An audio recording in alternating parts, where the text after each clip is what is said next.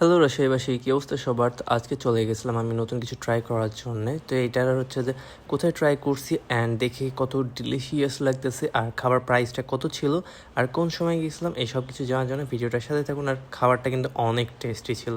আজকে দুপুরে বের হয়ে গেছিলাম আমার ওয়াইফকে নিয়ে অ্যান্ড বাচ্চাকে নিয়ে হচ্ছে যে ফালুদা খাওয়ার জন্য। বাট ফালুদা খাওয়ার জন্য বের হলেও ফালুদাটা আমরা পাই নাই। ফার্স্টে আমরা চিলক্সে চলে গেছিলাম। চিলক্সে হচ্ছে যে আমরা এখন পর্যন্ত যাওয়া হয় না একবারও। তো ফার্স্টে হচ্ছে যে আমরা চিলক্সের জন্য যাওয়ার পর দেখি এখানে লিফটের প্রবলেম আছে। তারপর আমরা যেতে গিয়ে এখানকার চারিদিকের স্টিকার ডিজাইনটা আমাদের অনেক সুন্দর লাগে। তো এখানে আমার বউয়ের কিছু পিকচার্স তুলে দেয়, তারপর বউ আমার পিকচার্স তুলে দেয়।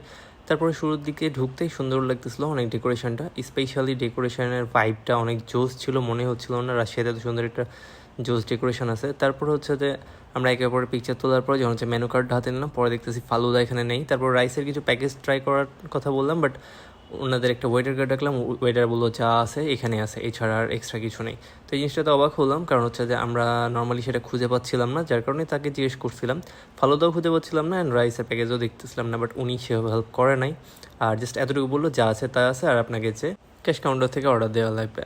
তো ক্যাশ কাউন্টার থেকে অর্ডার লাগবে এটা তো আমিও ফার্স্ট থেকেই জানি, বাট হচ্ছে তারা কোনো ধরনের হেল্প করলো না। যাই হোক, তারপর আমরা ওখান থেকে বের হয়ে চলে গেলাম অরোরাতে আমাদের প্রায় যাওয়া হয়। তো এইখানে হচ্ছে আমার বউ আমি পায়ের ভিডিও নিচ্ছিলাম, কারণ সেটা আমার অনেক পছন্দ, অ্যাঙ্গুলটা সেটা আপনারা সবাই জান। তো এইখানে হচ্ছে আমরা 2টা প্ল্যাটার অর্ডার করে ফেলছিলাম, আর প্ল্যাটার 2টা দেখে অনেক ডিলিশিয়াস লাগতেছিল, অনেক সুন্দর করে ডেকোরেশন করে দিয়েছিলো, যেটা দেখে অনেক লোভনীয় লাগতেছিল। আমি এখন ভয়েস দিচ্ছি, আমার এখনও জিভাতে পানি চলে এসেছে। তো আমরা একটা অর্ডার দিয়েছিলাম অ্যাবসোলুট বিবিকিউ চিকেন, যার প্রাইস ছিল 235 টাকা, এবং আরেকটা অর্ডার দিয়েছিলাম স্মোকি পেপার চিকেন, যেটার প্রাইস ছিল 225 টাকা।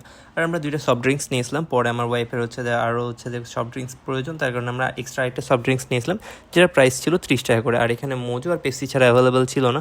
বাট আমার একটা জিনিস ভালো লাগে নাই, সেটা হচ্ছে আমি তাদেরকে পেপসি অর্ডার করছিলাম, তারা আমাকে মোজো দিছে। পরের বারও সেম ভুলটাই করছে, আমি তাদের সাথে আর যে এই ব্যাপারটাতে তর্ক করি নাই, বাট নর্মালি আমি পেপসি অর্ডার দিয়েছিলাম, না থাকলে সেটা আমাকে বলা উচিত ছিল।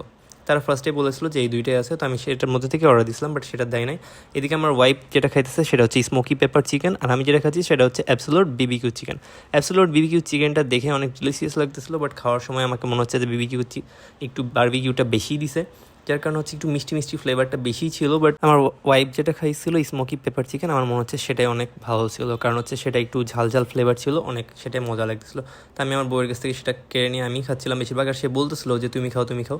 তো এইদিকে আমরা খাচ্ছিলাম বাবু এক্সচেঞ্জ করে, কখনো আমি বাবু নিচ্ছিলাম, তো কখনো সে বাবু নিচ্ছিল। বেশিরভাগ সবসময় তার কাছে বাবু থাকে, বাট আমি চাই একটু পরপর যে আমার কাছে থাকুক সে, কারণ হচ্ছে যে আমি চাই যেন বাবু কমফোর্ট ফিল করে, সবসময় বাবু যেটা বেস্ট সেটা আমি দেওয়ার চেষ্টা করি।